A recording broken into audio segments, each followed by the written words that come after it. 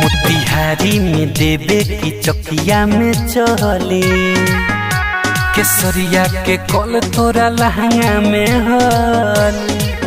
मोतिहारी में देवे की चौकिया में चली केसरिया के कल तोरा लहंगा में हली। चल चाहे चोरमा खियाई तोहे खुरमा,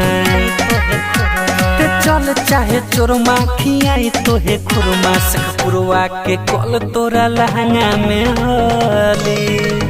मोतिहारी में देवे की चौकिया में चली केसरिया के कल तोरा लहंगा में हले। लहंगा में हले, लहंगा में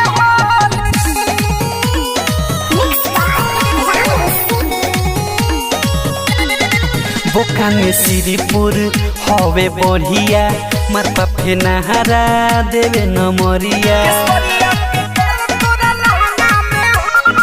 बोका में श्रीपुर हवे बढ़िया माता फेनहारा देवे नमरिया। बखरी पताहिया पकड़ी नवादा मझौलिया के लइका जे पाजा में धली। मोतिहारी में देवे की चौकिया में चली केसरिया के कल तोरा लहंगा में हली।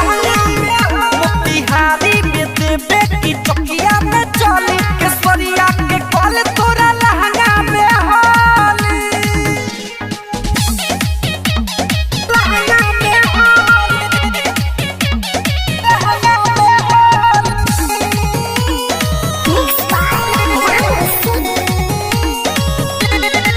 पिपरा बेतिया आज न छोरी भेलावा मधुबन देखी ढोरी। पिपरा बेतिया आज न छोरी मधुबन भेलावा देखी ढोरी। नया सिकरा मुर बिरंजन लुदन सानु संग जवानी तोरे खिली। मोतिहारी में देवे की चौकिया में चली केसरिया के कल तोरा लहंगा में हली। मोतिहारी में देवे की चौकिया में चली केसरिया के कल तोरा लहंगा में हली।